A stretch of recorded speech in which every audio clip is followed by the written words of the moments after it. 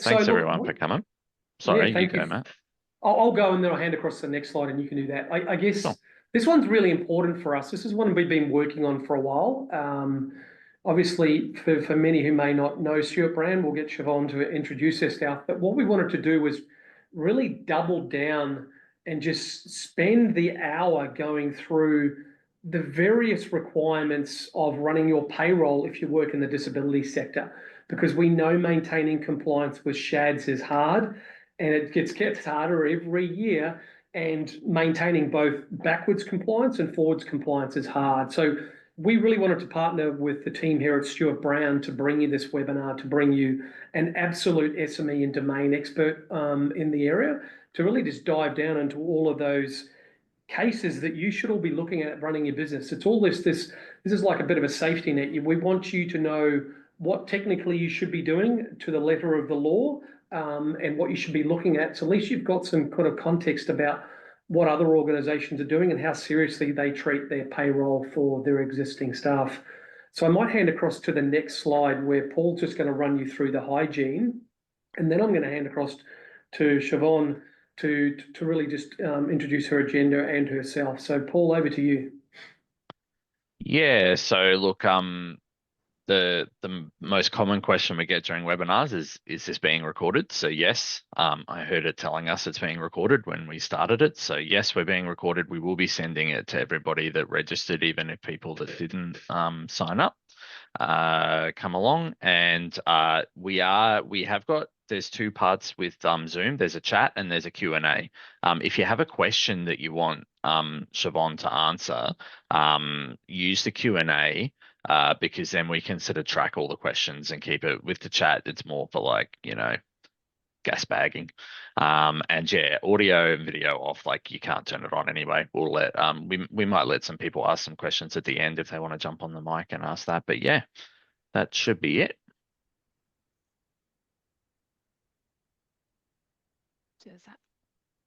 Yeah, so hopefully you all know me. I'm the CEO here at ShiftCare. I've been here about 8 months, but this is really all about the absolute SME and the domain. So I'll get Siobhan to introduce herself. Hello all, how are we? My name is Siobhan Simpson, which I'm glad people actually say it before they see it, because it doesn't sound like it looks. So the B and the H in the middle, just ignore it, Siobhan, pretend like V, to make your life a little bit easier. I'm a partner at Stuart Brown, and at Stuart Brown, we work in the almost, I wouldn't say exclusively, but almost exclusively, for me anyway, in the care sector of Australia. So it's the provision of professional services into areas such as disability, aged care, home care, and the professional services that go with that. And particularly in disability, those professional services are often required because the sector changes at light speed, and the requirement to potentially augment some of your business services with professional services as well is really important, and that's effectively where we come from. And I'm a partner in that firm, my sins.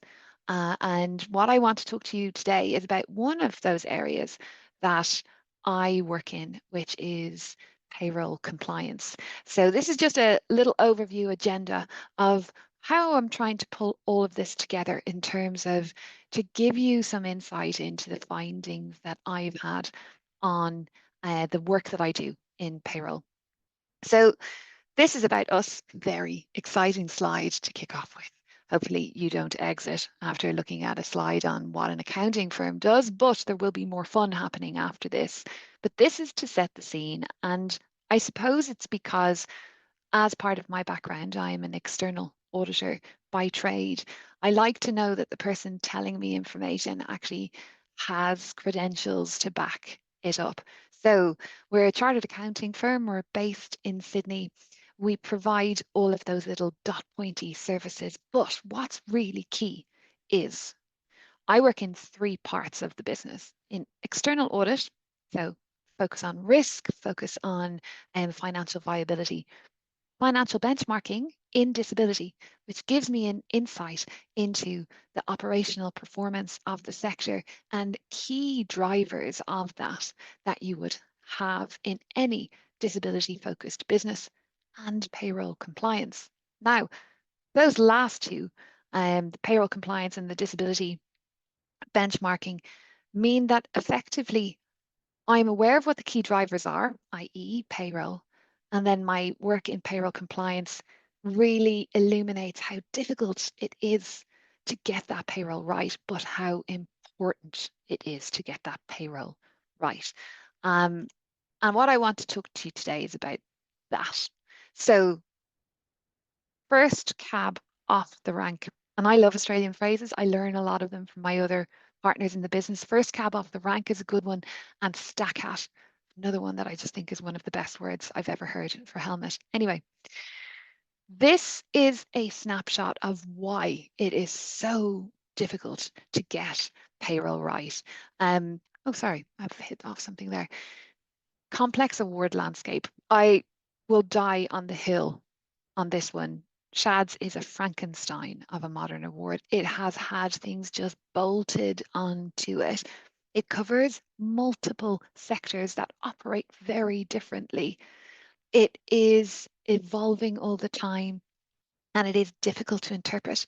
And we often sit in a space that lacks a lot of clarity on key areas of SHADS, which means that often what can appear to be a solid interpretation can change overnight if challenged, and Fair Work can sometimes backflip on what we thought was solid ground. So, very complex award landscape.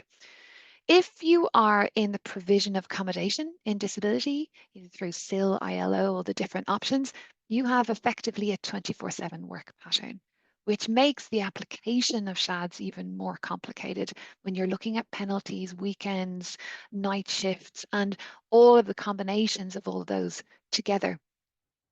Up to this point, we have not had the most brilliant of IT systems. There is a new frontier with AI and products that will assist with that.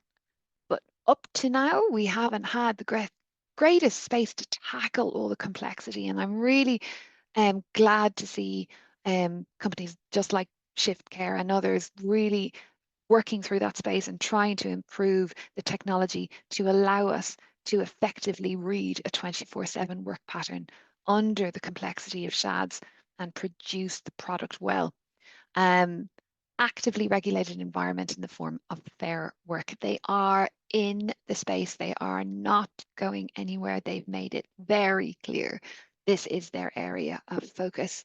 And a media focus on wage theft. And I'm using bunny ears for wage theft because in all of the work that I've done, and I would have audited from a payroll point of view, an aggregate of about 4.5 billion in payroll expenses across all of the organizations that I've audited over the last 6 years. I've only ever found 2 deliberate wage thefts. Now, I have to look through that through the data lens that these organizations came to me to get their payroll checked, so they probably weren't starting out with intent, but most of what you see in the media are not-for-profit organizations that have simply got this wrong. Through the means of those dot points you've seen above, through the 24/7 pattern, through complexity, through turnover in teams and changes in interpretations. Now, layer onto that, you've got workforce management issues with that scale up of the NDIS over the last 8 to 6 years in real key focus, demanding more and more workforce.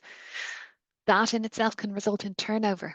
Turnover results in pressure on payroll teams. So all of these things have come together in this perfect storm to really map out a very, very difficult space in which to get your payroll right.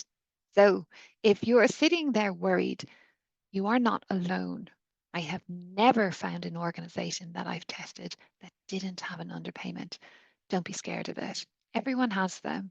You're going to fix it, you're going to move on, and you can build morale through that process from your workforce. So we have set the scene. And I would say there's no need for anyone to be stressed. If you do find that through these slides, maybe you might have an underpayment yourself, don't worry.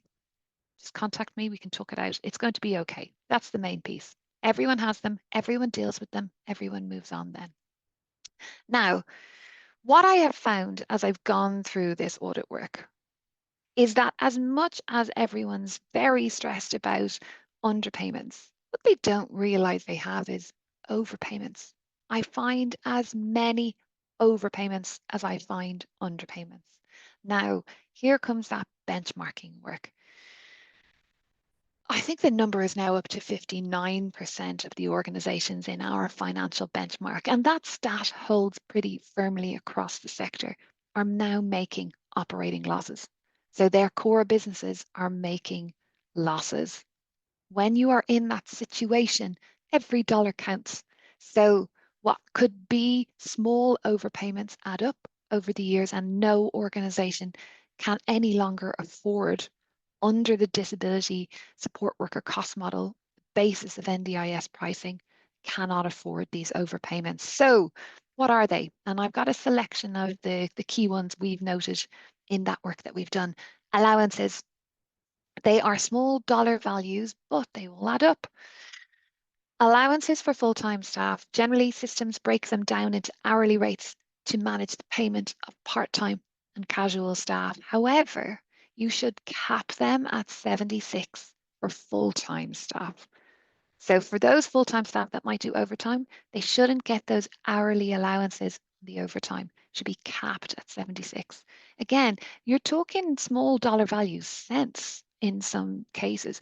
All of that adds up. Nobody can afford waste in disability in 2024. Super on non-OTE. There is one that jumps out here. Sleepover.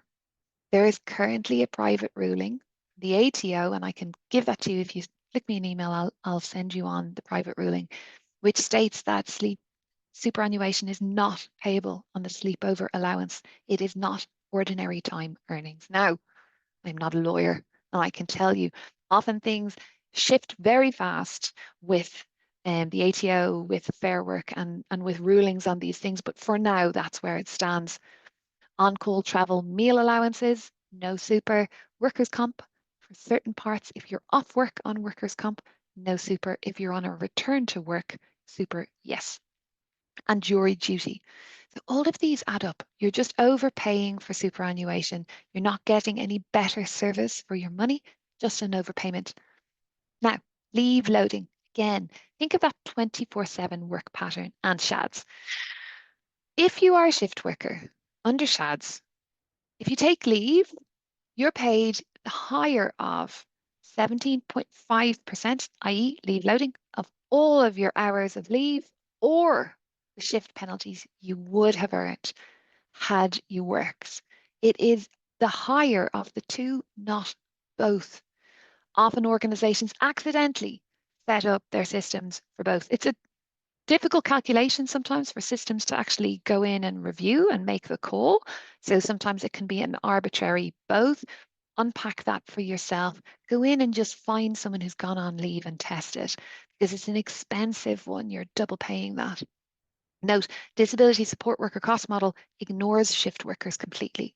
So you're not seeing the actual additional penalties you pay them in the form of additional shift worker leave and etc. So you're already against the model when it comes to shift workers. So don't double it up by paying both of those. Now, double time. I was get very excited with this one. I have a little slide after with some clocks, which I'm very proud of. Double time paid on breaks. So within SHADs, there are conditions built in for the health of the employee. One of those is you must, if you don't have an appropriate break of 10 hours, and it's 8 for an agreement for sleepover, but if you don't have the right break, it's a breach in the award. But if you don't have the right break and you worked overtime on the preceding shift, the next shift is double time. However, that double time is only triggered if you worked overtime on the preceding shift. I have seen organizations who arbitrarily pay it. So they pay it regardless of whether it's triggered by the overtime. That's extraordinarily expensive. You're paying double rates for the entire shift. That, if you did nothing else on overpayments, but looked at that, that would save you money. Leave for casuals now. I say this and people are like, geez, if you're paying leave for casuals, you've got a lot more problems. But it's not that somebody went and thought, I think casuals should have leave. It's that it accidentally got switched on in the system when the configurations were first put in. So checking that one, it's a real easy one. Casuals don't get annual leave. That's why they get the 25% loading. Number 6, double time versus overtime. So this one's a funky one. Double time and overtime can be paid at the same penalty rate, i.e. 200% penalty, but they look very different. Double time attracts super and leave. Overtime does not. It attracts neither. So if you're bungling them in together, not bungling sounds like you've made a mistake, bundling them in together and arbitrarily treating them as double time, you could be overpaying on your overtime for the super and the leave component. So just make sure you've got a separate distinction for double time and overtime, even though paid at the same rates. Uniform allowance, common overpayment. If you don't have a policy, you don't need a uniform allowance. If you don't require your employees to wear particular colors or branding, you don't have to pay a uniform allowance. And then sleepover. So I am an accountant by trade, and I have never provided any care services myself. I've never had to run a roster. I have never had to attract staff. I have never had to do those things. Sleepover is commonly overpaid. The word says it should be $57.99.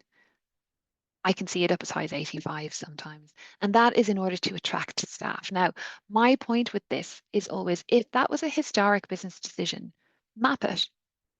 Have it broadly known in the executive that, yeah, we pay over on this allowance, but it's so we can attract staff, and check if it is attracting staff. Check if staff know this is an above award payment. Just know why you're doing it and document that for future purposes, because it's an expensive one as well, but it's a difficult shift to attract people too.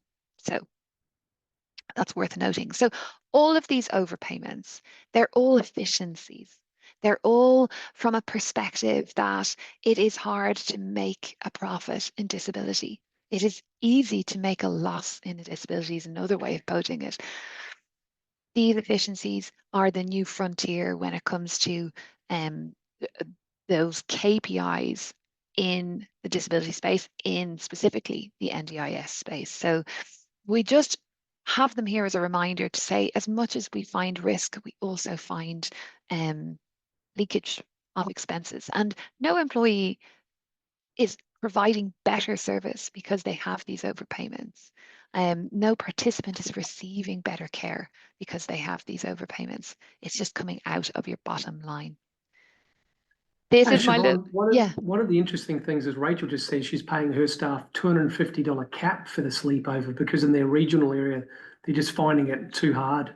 It's really, And really Jason's saying he pays 100. Wow. It is one of those, and it is just such a difficult shift to attract staff to. So if you're going to pay the 150 cap, it might be really worthwhile to make sure that you have an offset clause in your contract. So offset clauses mean if you happen to underpay on another element of sleepover or another element of those shifts, that you could potentially offset that overpayment. So it's quite hard to prove. So you have to have a really strong clause. But if you do have those higher allowance payments, then maybe that offset clause would just be sort of a risk reduction piece. It is worth noting the unions have pushed hard for an uplift in the sleepover allowance as part of the IAG case that's come in around sleepover. So you may be seeing everyone else normalizing up to higher rates of sleepover allowance with the new review coming through for SHADs. My concern with paying a higher sleepover like that is that if the staff member gets woken up still during the sleepover, you also have to still pay overtime on top of that. You've got to top So up an hour, yeah. my general recommendation is to keep your sleepover at the normal rate and then just prepay 2 hours of overtime and just say, I'm paying 2 hours of overtime plus a meal allowance in the chance that if they do get woken up, then you've already paid that. Which is probably a safer way, then you more likely to get that to work for you from an efficiency than with the offset clause, because offset clauses are hard to actually roll out. So the trick to this one is, if you have to overpay to bring the staff in, make sure you can use that buffer to minimize the risk of underpayment in what is a very complex work pattern in the form of the sleepover, because you need that 4 hour minimum before it. You need the top up if people have to work and it's top up at overtime. You've got the allowance itself, and then you have the trigger of, if you work before and after, in my opinion, it's paid at night shift rates. That's all under Fair Work's decision process through a legal case at the moment, but that's how complex sleepover is. So maybe having a look to see, can you use that buffer above for anything to benefit you against underpayments. But this is insufficient break between shifts. These are my little slide with the clocks. I'm so proud. I work 9 a.m. to 11 p.m. on a Monday. That's 13 hours that I've worked. I have triggered overtime under SHADS, so I'm paid overtime. If I am rostered to return to work on Tuesday at 8 a.m., that is less than 10 hours from my Monday shift. And therefore, I am paid at double time. Now, I've just picked an average of the main SHADS rates and come up with 36.85 per hour. That would mean my shift costs $589 for that pattern off the back of the Monday pattern. But if you can get to me at 11 p.m. on the Monday night and say, Siobhan, come back in at 9 a.m., we will pay you your rostered hours. So we'll pay you from 8 to 9, you just won't work it. 9 a.m. to 4:30, that is greater than a 10-hour break between my Monday shift and my new Tuesday shift. And therefore, you would save $257 on my entire shift just by getting me to come in that hour later. Now, just that said, from somebody who looks at this theoretically, there's a lot in that. Just you're getting to me on time at the Monday night at 11 p.m. with a text message saying don't come in until 9 a.m. You're able to cover the 8 until 9 a.m. yourself quickly with additional staff, so that there's no detriment in care, but it is a massive saving. If this is a common shift pattern for you, it's worth mapping for yourself how much double time you pay per pay period, looking at that over a year, trying to figure out, is there one particular site that seems to have this double time issue more than others? For me, data is all about understanding how much this affects you. If this doesn't really affect you, then it's probably more expensive to roll it out. But if it does affect you, then building in a strategy of how to deal with this pattern will save you money at the end of the day. Also, yuck, yucky, yuck, yuck, yuck, broken shifts. I hate them, but they are part of life. Broken shift and minimum engagement interact in patterns. So again, shift example, Monday, 9 a.m. to 10 a.m. I have a break then. I don't work from 10 till 12, and you bring me back in 12 to 1. I have worked for 2 hours for you in total, 9 to 10, 12 to 1. But you're paying me for 4 because you've got to top me up to minimum engagement for each of those broken shifts. And because it's broken shifts, you've got to pay me a broken shift allowance. So the total for that, using that base rate from the example before, $167.60. However, if you say to me, Siobhan Simpson, 9 a.m. to 1 p.m. is your shift. There's no break in the shift. You work for 4 hours, you pay for 4 hours, and you actually save money because you're not paying me the broken shift allowance. All of this is just about knowing your numbers, knowing your data, knowing your patterns, and being able to see into your systems and realize how often these patterns occur. And is it worth the intervention for you? Because interventions can work in terms of reducing that bottom line cost. So, SHADS, if you're going to go down the route of monitoring your overpayments and monitoring your more expensive clauses, you should make sure you're not underpaying. So fix your overpayments, but check for your underpayments as well. Fair Work estimate 25% of employees have an underpayment. APA, which is another organization that works in the space, say 33%. My clients, it's 56% of the clients that come to me that I test have an under and or overpayment. They have a compliance issue. That's a pretty high compliance error rate, and it's concerning.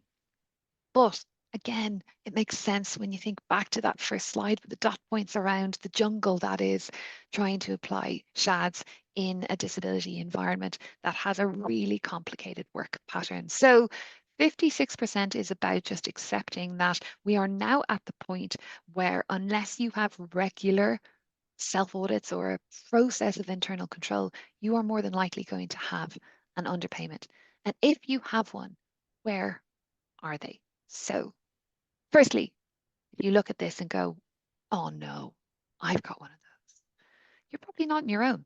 I'd say most people might look at it and go, I might have one of those. Do not stress. I have seen organizations that have, through communication, managed to use underpayments and the remediation of those as a morale boost. We've had to interview staff as part of fair work undertakings. And when we come back the next year, they are happier. They recognize the transparency of the process. They realize now that if they do have underpayments, their employer is going to fix them.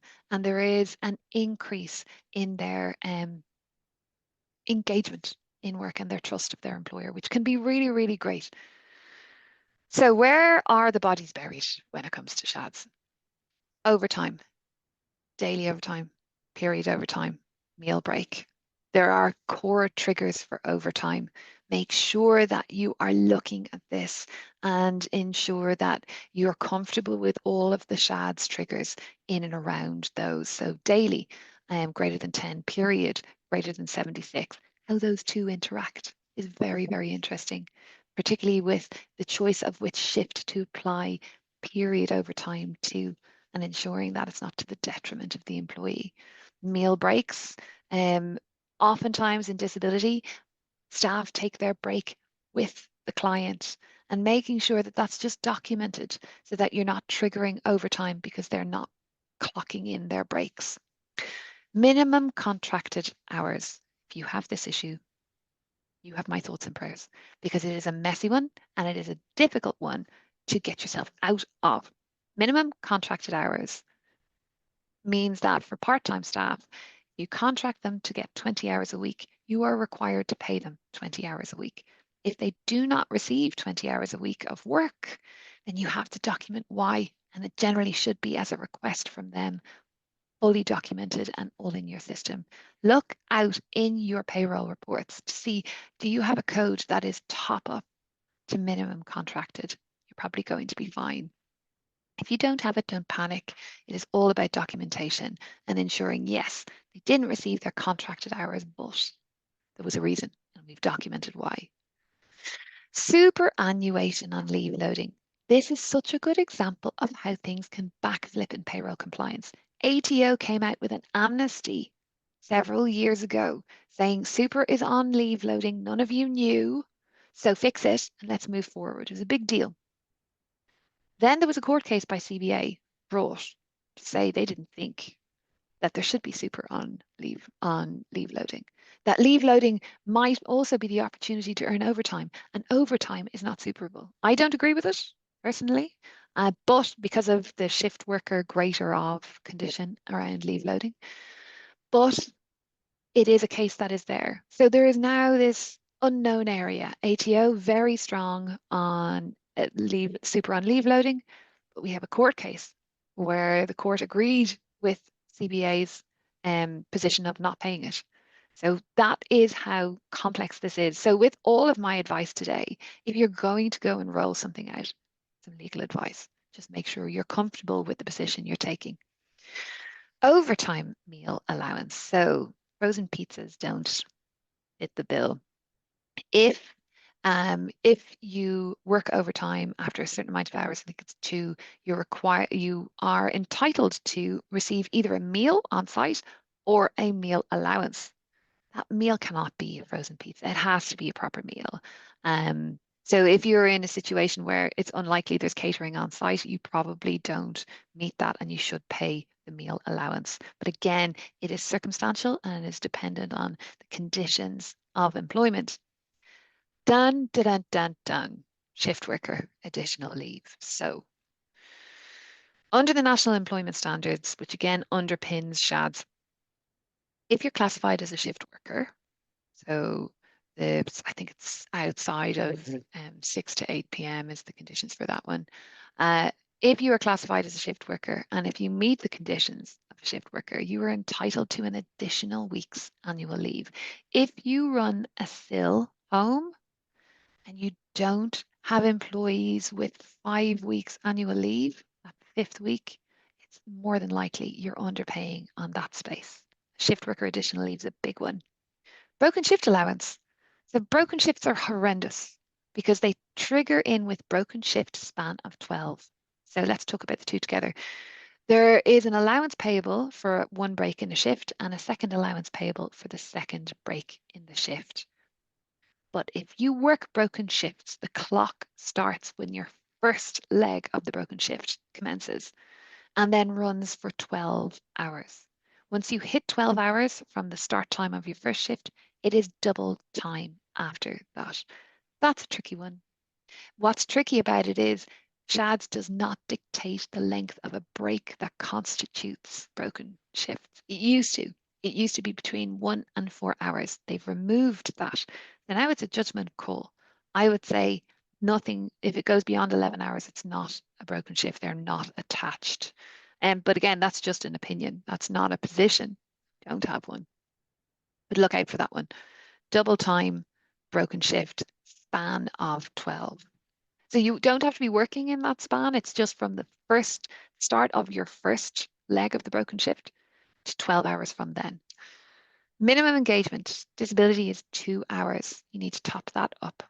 That interacts as well with broken shift, like the example that we've seen before. It also interacts if you're in the home care space with travel time. Travel time is payable. Traveling after your first client of the day, travel time is payable, and it's not payable on the way home either. And brace yourselves, progression. Progression in SHADS is a really tough space. Level 1 has automatic progression in SHADS. But after that, progression, i.e., going from one pay point to the next within a level. Every level has 4 pay points. And they're varying percentages above each other. But ultimately, 12-month anniversary, not 12 months worked, 12-month anniversary. If you have met performance conditions, then you are supposed to move up a pay point. Now, what is difficult with progression is you actually have to have the documentation in place to prove the person hasn't met those performance obligations. That's what makes this complicated. I've recently worked with a client on a back pay for progression and another who's in the works for that, because the thought process was always that, oh, progression was only under performance conditions. But the reality of it is, if you're not documenting those performance conditions, it is effectively automatic. Again, legal advice needed, but I've seen legal advice that supports this. So look out for progression. That's a tough one. Yuck. So what these are the last 3 years of disability-related underpayments as published by Fair Work. So if you have an underpayment, there is no legal obligation to report it to Fair Work. However, it's believed that if you do, it will be looked upon more kindly than if you do not, and it's been discovered or reported by someone else to Fair Work. These 3 organizations have self-reported to Fair Work for an underpayment. What happens then is you're supposed to back pay the underpayment, keep Fair Work in the loop about communications and the nature of it and the calculations, and then they will issue a Fair Work an undertaking, which effectively describes exactly what has happened and what's going to happen next. 2 things that happen next are you have to appoint an auditor. I have done some of these. you appoint the auditor, and a year out from the underpayment and then a year after that, audits are performed by samples that Fair Work decide, and they're generally huge samples. So this is an expensive endeavor to double check that everything's okay. So that's the undertaking process. This is the result of 3 orgs that have gone through that.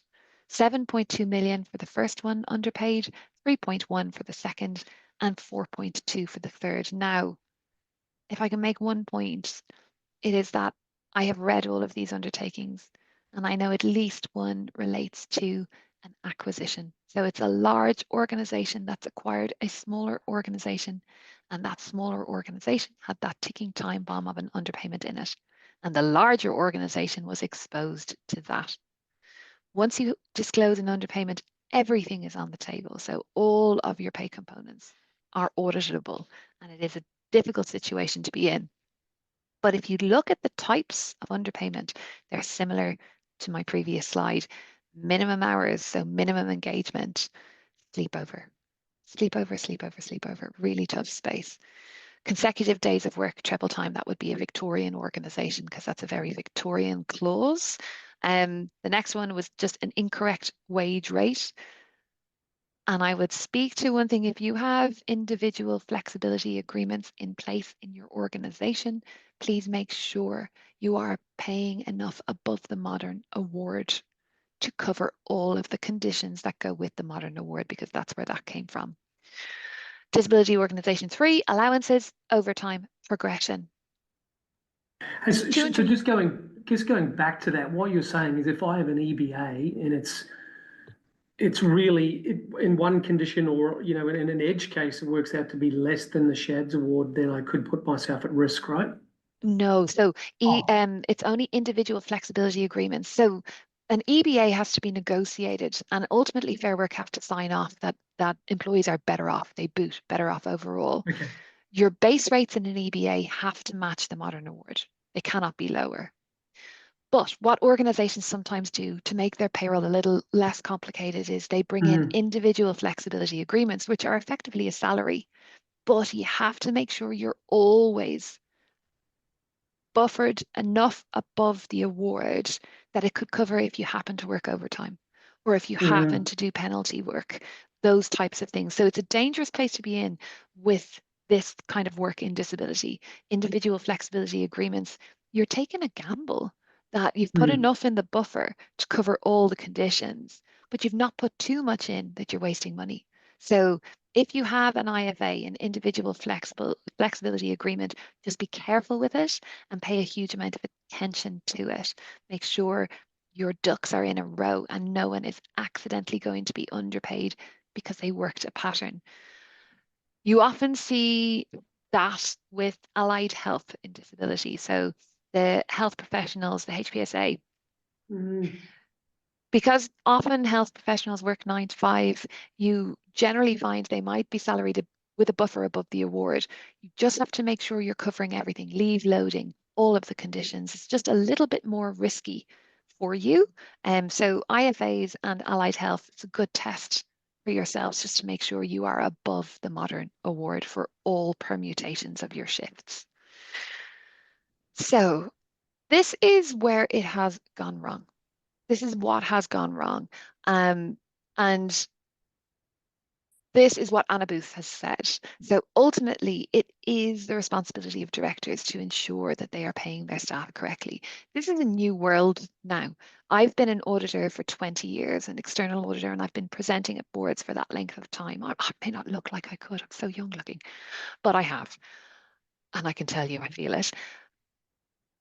It has been an absolute shift over the last 4 years, I would say, where boards are becoming aware of the danger of underpayments in care services with complex pay arrangements.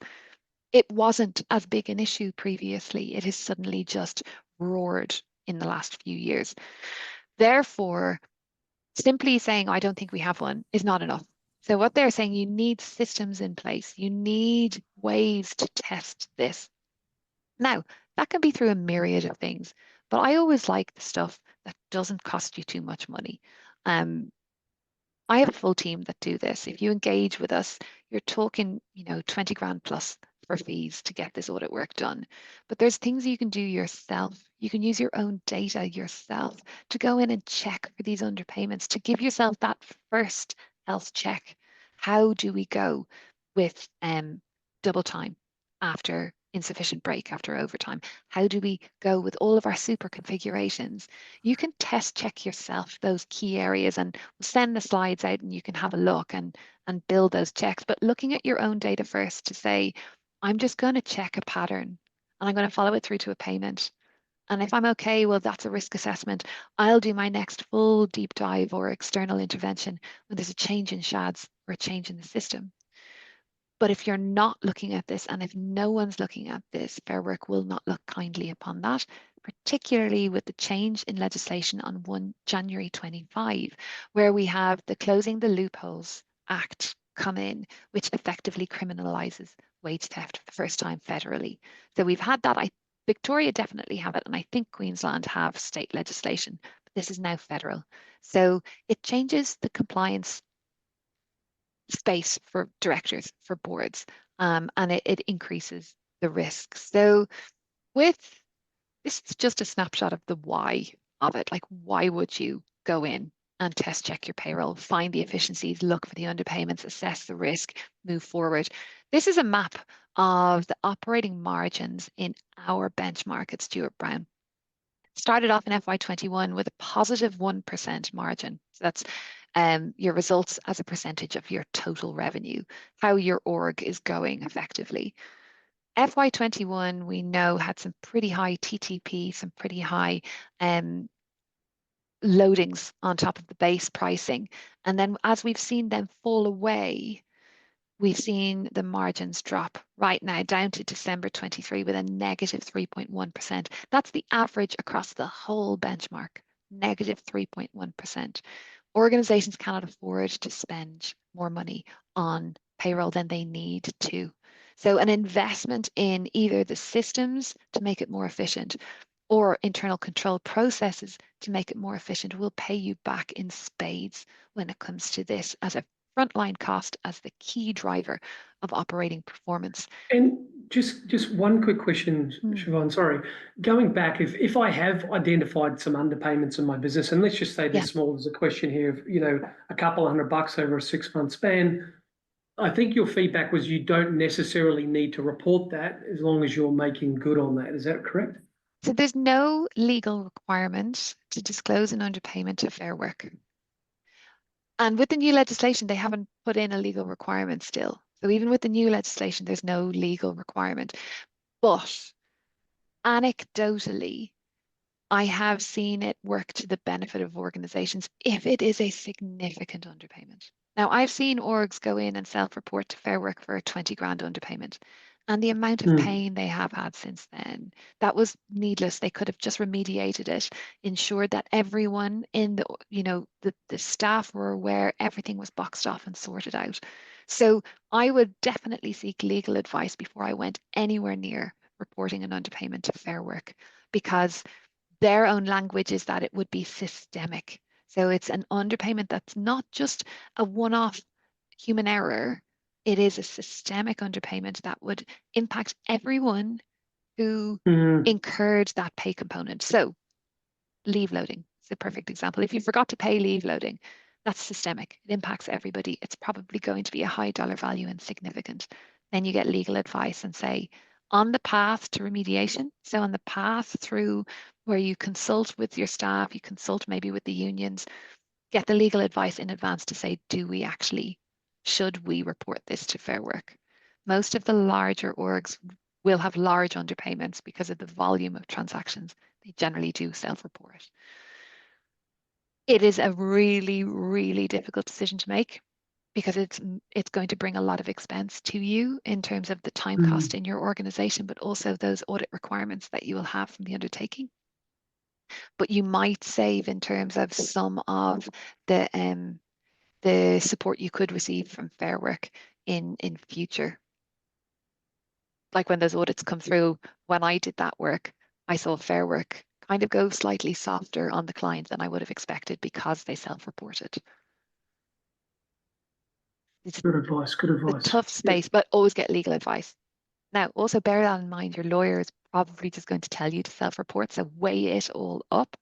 But for me, the rules would be, is it systemic? Does it affect all of my employees? Is it a high dollar value underpayment?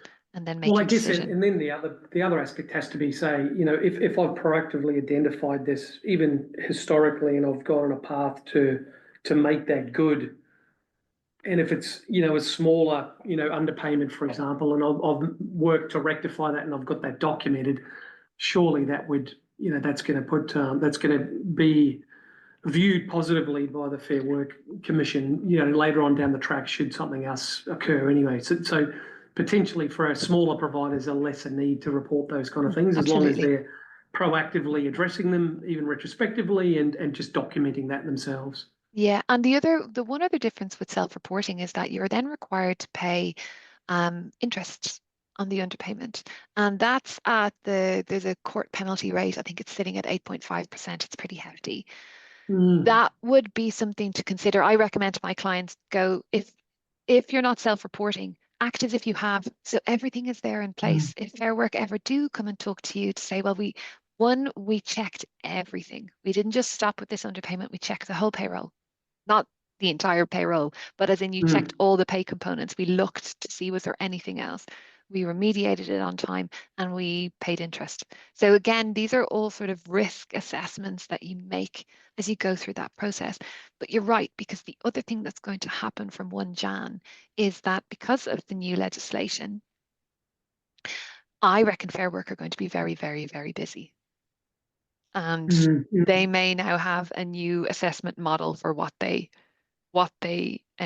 they've never issued materiality rates, as in don't report above below this, but I'd say they will be up to their eyeballs in underpayment cases because people will be so much more risk adverse from 1 January.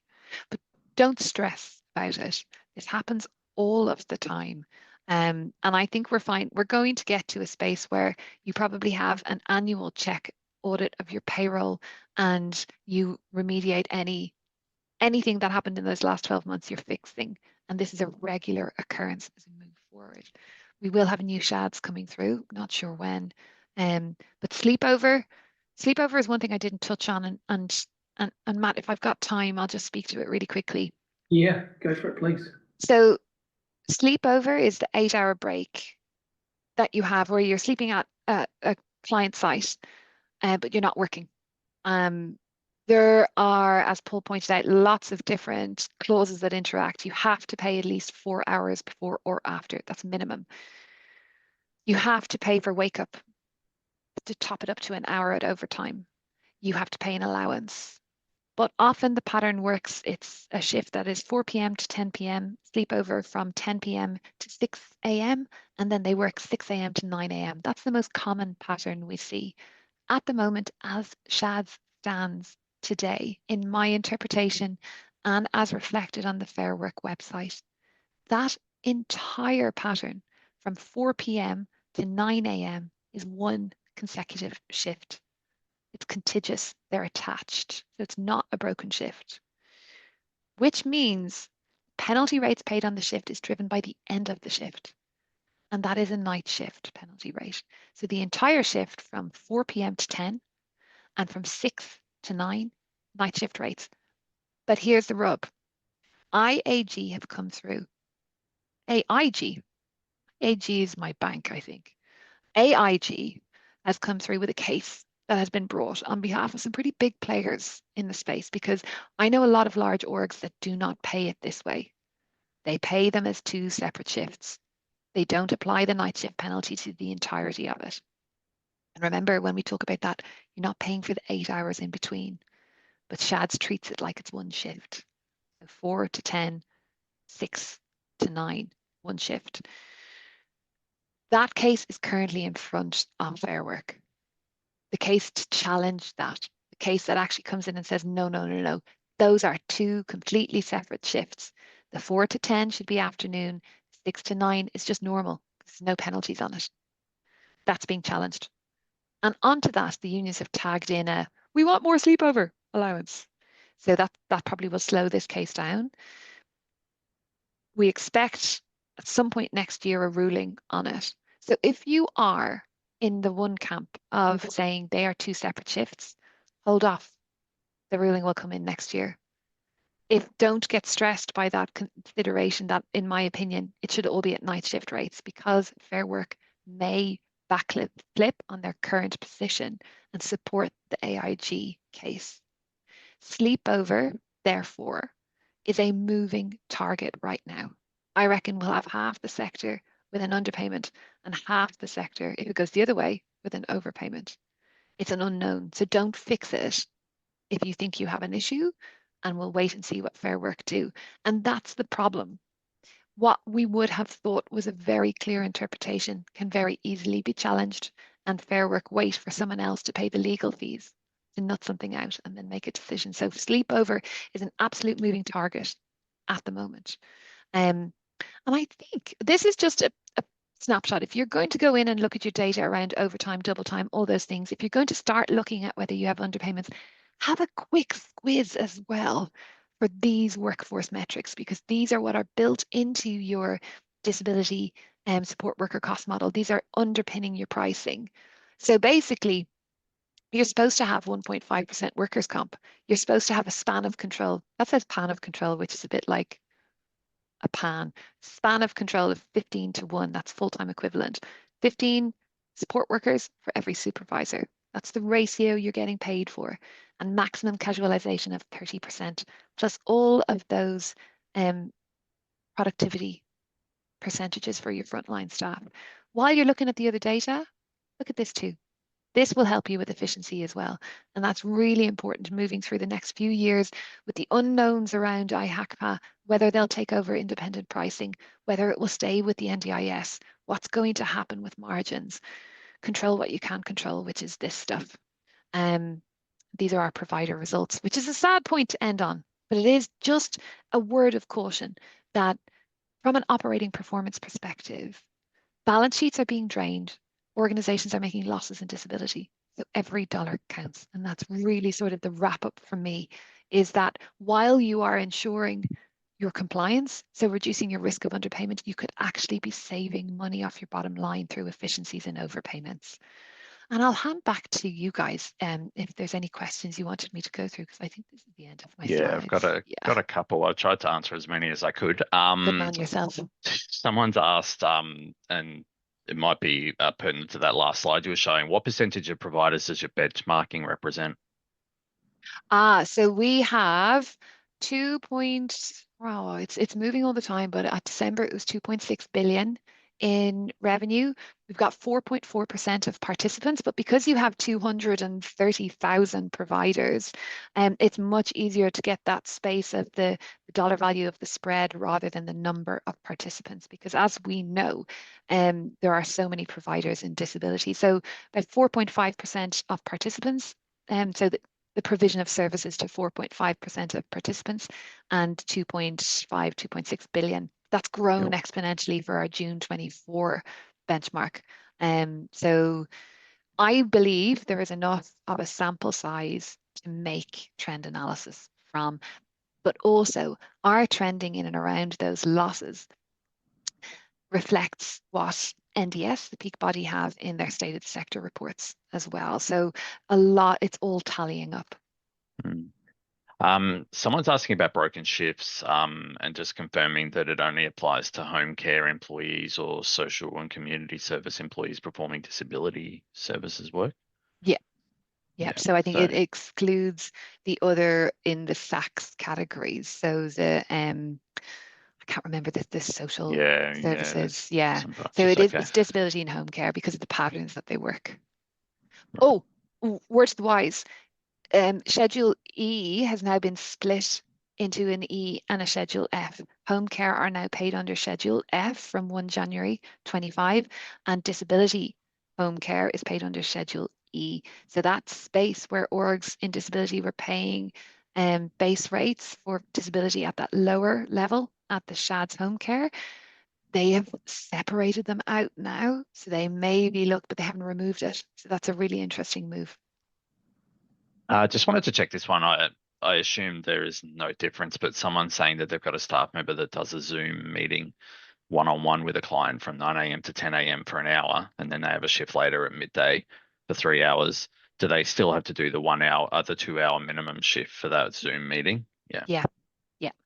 Yeah. I So figured they're not that. on call, they're working, because there are Yeah. differences for on call. Someone's asked, this is more of a shift care question, but I just wanted to answer it in person than typing the answer. So once the hours worked in shift care are approved, can they be automatically transferred to Xero for payroll processing? I mean, yes, there's a button you push, but yes, you can approve your shifts in shift care. You can send the timesheets over to Xero for payroll processing. It's asking though, additionally, can the system include the necessary allowances and travel time? That's where things get a little bit more messy, I suppose. Shift care will require you to add, so if there's a broken shift allowance, you need to add the allowance to the shift. So you need to, and we do have a new SHADS alerts system coming in our rostering system, which is going to prompt you when you create a shift. So if you create a shift later in the day and the staff member already has a shift in the earlier part of the day, it will warn you when you save the shift that you're going to have to pay the staff member a broken shift allowance, at which time you can add the broken shift allowance to the shift, which will then go over to Xero when you do the payroll. It's probably worth mentioning with a lot of this that if you're really looking for a system that's going to analyze your timesheets and add allowances and pay overtime and do all the stuff that it should do, then you should look at a system like PayCat that has SHADS interpretation rules on the payroll. So it looks at the timesheets and it analyzes that, that they've done a sleepover shift, so it's got to pay the night rate for the shifts before and after the sleepover. You can add awake allowances to the shift. It'll pay awake time for those shifts. It does all that interpretation. It looks at all their shifts. Xero won't do any of that. Xero will just take whatever shift care spits out to it, and you got to put that into shift care for it to spit that out. So PayCat is definitely worth having a talk to them. They actually they guarantee 100% SHADS compliance on timesheets. So yeah, definitely have a talk to PayCat if you're looking for a system that will actually do SHADS interpretation on your timesheets. I think, yeah, what else have we got? Please explain not removing Schedule E via email if preferred. Do you want me? I can do that Yeah, quick. sure. So in disability, you can pay under Schedule B, which is the disability pay schedule, or technically under home care, which is Schedule E. Now, that was because there's a little clause in SHADS that says the provision of services to persons who are aged or with a disability in their home. Now, that was what allowed people to pay disability under that second schedule, which is lower rates and different classifications. Home care has had seismic change. So with the Fair Work Stage 2 and now Stage 3. Stage 3 of the Fair Work value case, which basically is meant to increase the pay of those sectors that are predominantly female due to pay disparity. Yay for that. But it's going to be very complicated because Stage 3 changes the classifications. So they can no longer just mirror what you would pay into disability. Now we have Schedule E and Schedule F. Schedule F is home care, i.e. aged care. So aged care provided into the home. And it is explicit. Schedule E is disability. But I do not think it will last for long. They estimate 5% of disability support workers are paid under Schedule E. It is a bugbear of the unions. They say it's an underpayment. I would say they're going to have to shore up the language of SHADS to make it clear what areas disability support workers should be paid under, whether it's B or E. If you're paying under E, my advice, model what it would cost you to pay under B. Model what you might have to uplift to and prepare for it, because I think it is coming. One more question. What evidence are support workers typically expected to provide when they receive a call while on call? Oh, that's a tough one. So that's to, the top up, I think it's top up to 15 minutes of pay, isn't it, for those on calls. There's nothing that I can see in the award as to what evidence. So you're just going to have case notes. You're going to have phone records. It's generally a work phone. If you're going to go to that level of testing it as an employer, that would be what I would go for, the phone records. Yeah, I would have Hey, thought a note on the shift would be a good Mm. place to start anyway. Yeah. I'm an one auditor, so quick I'm like, curly check the one. phone. One quick Mm. curly one from me. Where do you think the industry's going in relation to tracking and proving break time? One is proving that, hey, Paul's rostered onto the shift. I want him to take his break, and I want to try to enforce him to take his break. I know there's some conjecture around, hey, if I'm doing a shift with a client with a disability, can I actually leave them and go and have my lunch or dinner or not? What do you recommend in relation to proving that the employee has a break or not? Is the industry headed in that direction?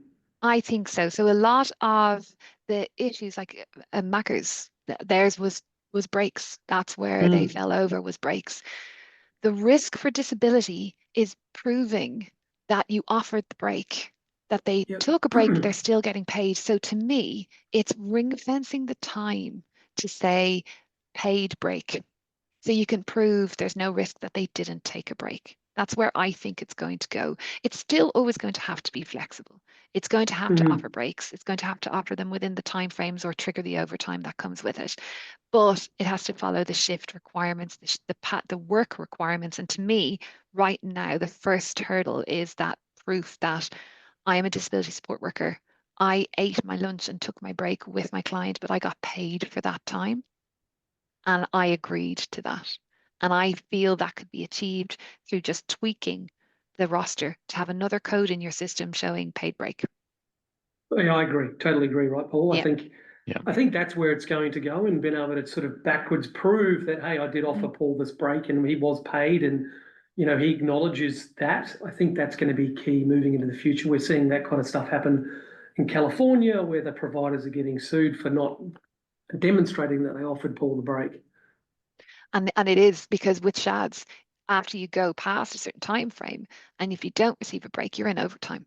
Mm. So 5 hours. Yeah. it's the ability to prove that that was offered, that it was paid time, and the length of time that they took. So it's almost it's future proofing the risk to say we don't want that to happen. We don't want to get sued for breaks. With Maccers, they just weren't giving the breaks. That's the difference. Mm. But for this, and tea breaks is another one. So tea breaks, that 10-minute tea break.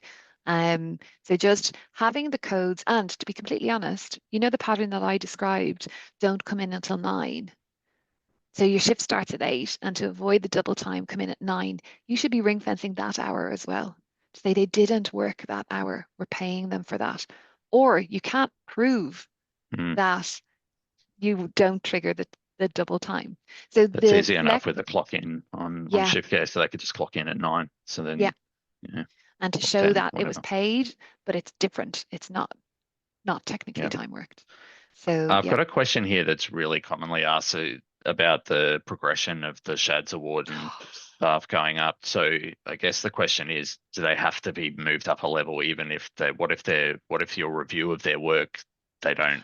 No, it's not automatic. It is not Mm, automatic. So the problem is because in the past it was never documented. So you had no way of proving that they shouldn't have moved up. And it's almost by default. But if somebody doesn't meet those performance obligations, those, whatever the KPIs are outlined for their role, you don't have to automatically progress them. But you have to document why you didn't. And that's the key that's piece good. for me. That's what I've been telling everyone, so that's good. I've got a staff member who smokes. How does this work with breaks? And what if they have a high care client who they can't leave?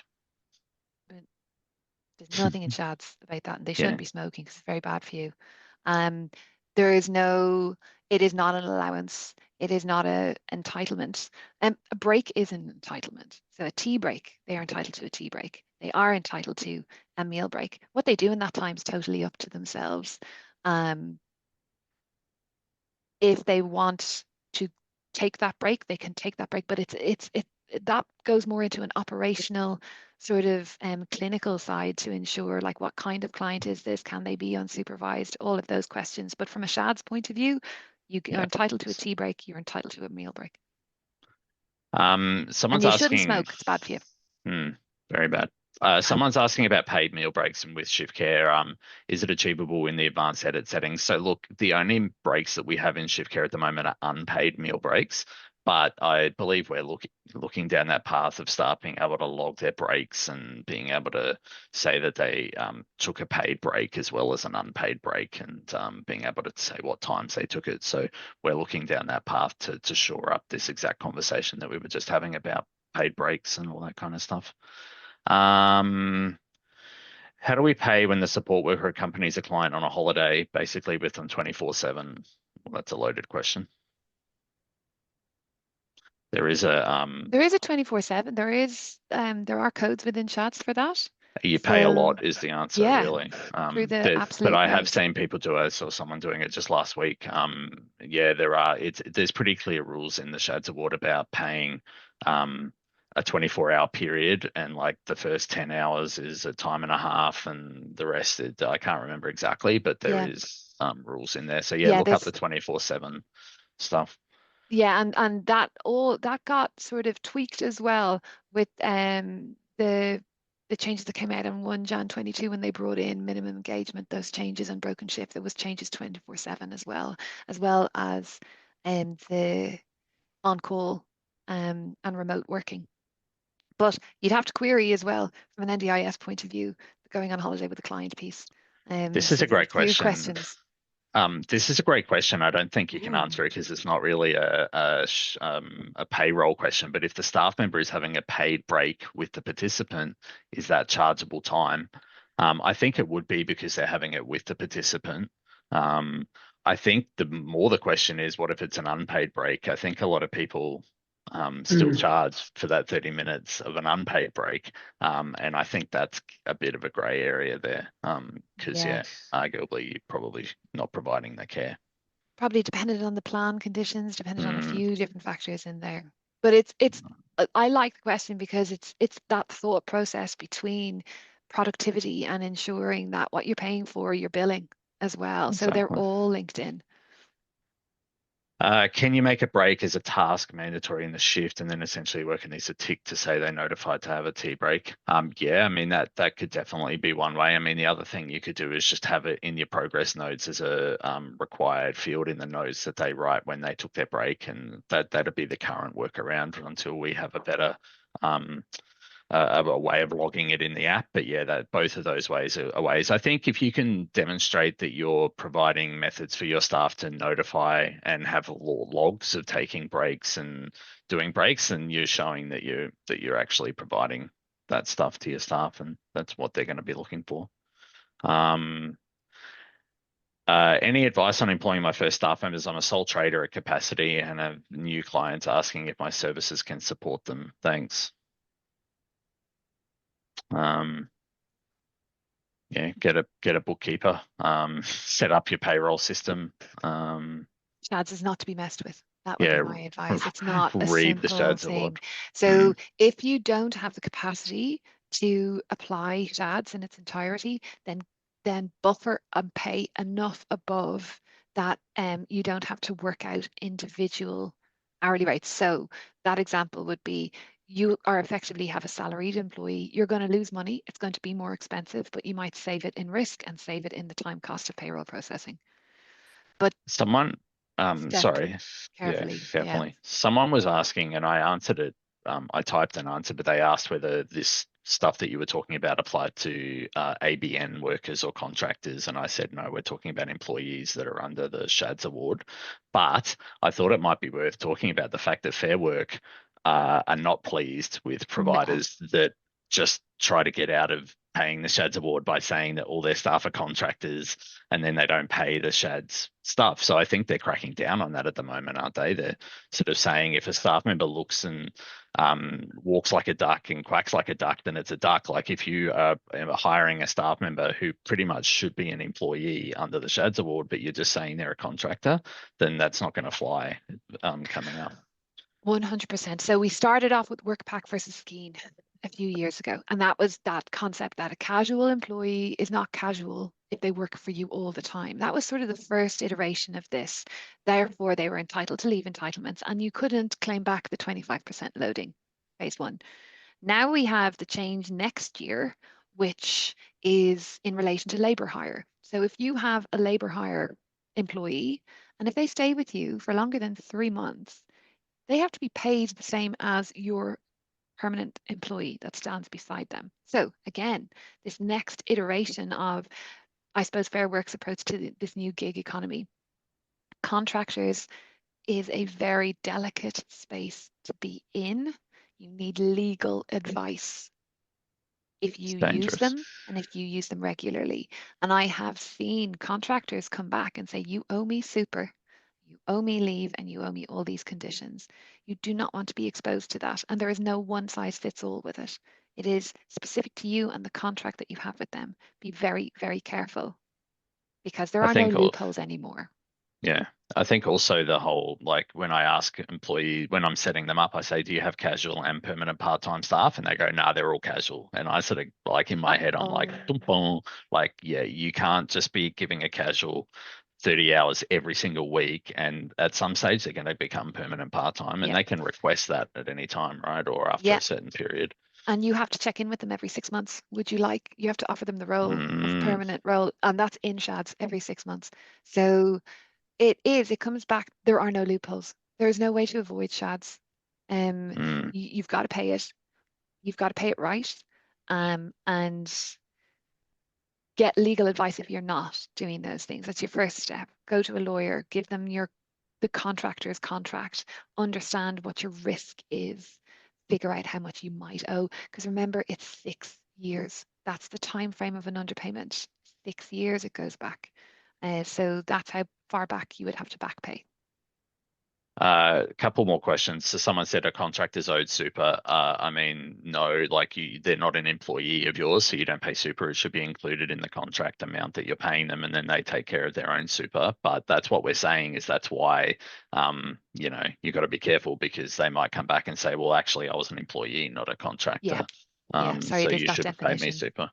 If I have shift starting at 8 o'clock on one day, followed by a sleep time from 10 to 6 and another shift from 6 a.m. to 2 p.m., does this continuous schedule from 10 to trigger any overtime employment? Yeah. So what, Yeah, it's a 10 hard to yes. 2? Yeah, it sounds like It's it's a over 10 hours. Yeah. Yeah, and if you take sleepover to be contiguous, you're in a lot of territory for overtime there as well, because the 8 to 10 is one shift and the 6 to 2 is the next shift. That's a Mm. very, very expensive shift pattern. If the decision comes in that Fair Work are sticking with their current position.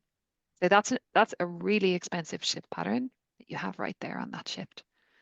Would that so if it was 8 to 10 and then 6 to 2 the next day, the 6 to 2 is 8 hours and the 8 to 10 is 2 hours. So that's 10 hours in Oh, total. yeah, yeah, yeah. Oh, sorry, Um, I thought it was 8 a.m. to 10 p.m. no, 8 p.m. 8 to p.m. um, yeah, 8 p.m. to 10 p.m. So two Yeah, hours so then, and two, then 8 hours the next morning. But it would all be paid at the night rate. 10. But it would, Yep.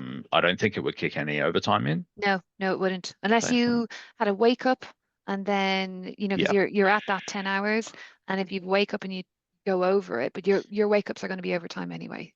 I have So, one that people ask me all the time, and I've always said this, but I would love to get a confirmation from mhm, you. So people say, oh, if they wake up during a sleepover for more than 6 hours or 5 hours, then we just turn it into an active night shift.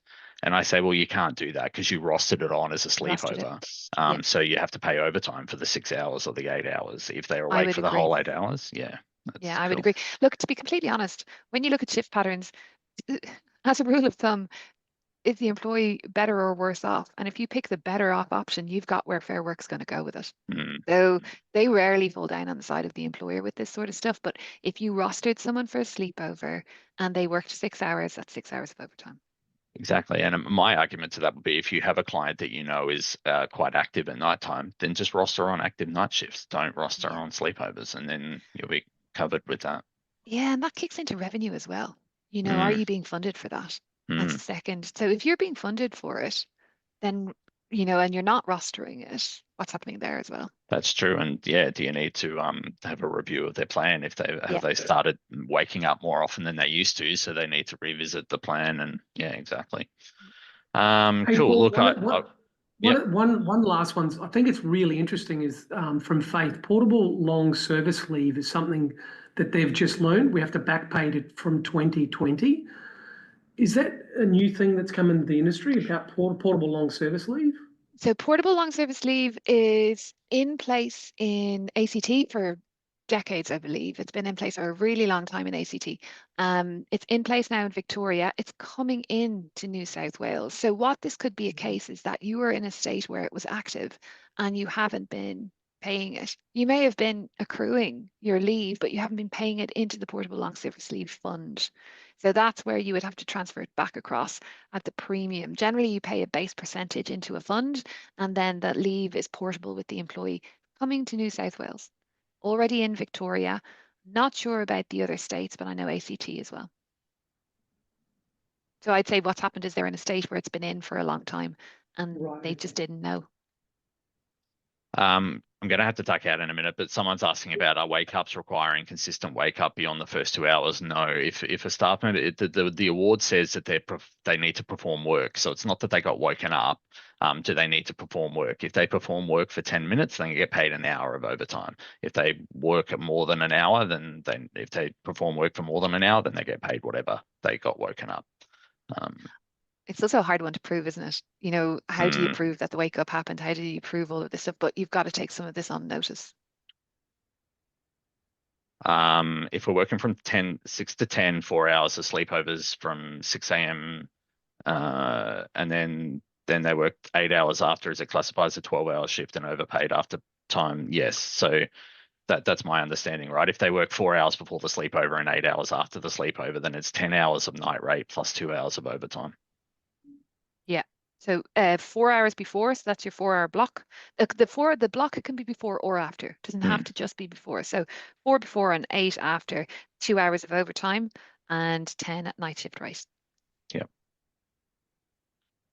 It's a tough one. So someone's just asked a really important question. So for the morning portion of the shift, if we're paying the evening rate, well, you're actually paying the night rate, but yeah, will we be charging the evening rate for the morning? So the NDIS price guide has a stipulation in it that talks about a staff member providing care on multiple different periods of the rates of pad that you charge clients. And it says that if the same staff member provides care across multiple, then you can charge the highest rate for the entire shift.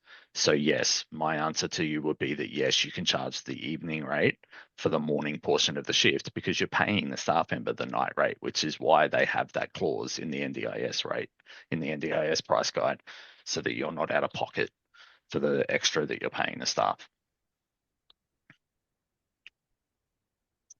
I think that'll do. I've got to jump into another meeting shortly, so. Yeah, I think that's awesome. Look, I must admit, every time I go to say your name after you started the conference with how do people mispronounce my name, I'm pronouncing it like 3 or 4 times before I say it. Siobhan, thank you very, very much, Siobhan. You've stuffed me up again, but thank you very, very much because I think it's a complex subject.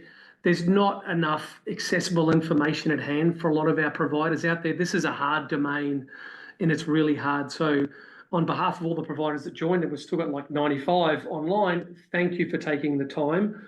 After this, we're going to send out the recording. We're going to send out the answers to the Q&A. If there's a Q&A that hasn't been answered, we're going to answer and respond to that. And in addition, a number of people have requested your details, Siobhan. We're going to send them out as well. I think there's a number of people going, actually, we might need to change our advisory services now after hearing you talk. So we would encourage you guys all to reach out to Stuart Brown and Siobhan and her team and talk to them and get the advice that you might be looking for. And look, there's a lot of things coming from a product development phase from ShiftCare. So watch this space over the next week or two, just depending on the launch of a couple of these technical items. But there's a lot coming out in the next week or two. So watch the space. And thank you very much for joining us and being so personable on such a very dry subject. That's no problem at all. Thanks so much for the opportunity. I do love talking about it. So, yeah, get in touch. It's scary. It's a scary space, but don't be scared of it. It's just about getting the right advice and getting your ducks in a row and planning, really, in my opinion. And I like to look at it positively that you can actually save money by getting it right. And that's the spin for me. And Paul, if anybody has any other questions, what's our CS email? What's the best way for them to get in contact and get the Yes. support they need? cs@shiftcare.com should be the easiest to get through to our team, and we'll get the right person onto it for you. And if you don't receive the webinar recording and the Q&A in your email, please reach out, but you'll receive that in the next day or so. Thank you for your time, and thanks for all the people that were so interactive in the chat as well, and the questions. They make the webinar, it's so exciting because it's not so one way, and it's hard when we're talking in a one-way environment, right? It's awesome to get the feedback and be able to answer those questions real time. So thank you to everybody who joined. Thanks, everyone. Thank you. Thank you. Have a good one. Bye.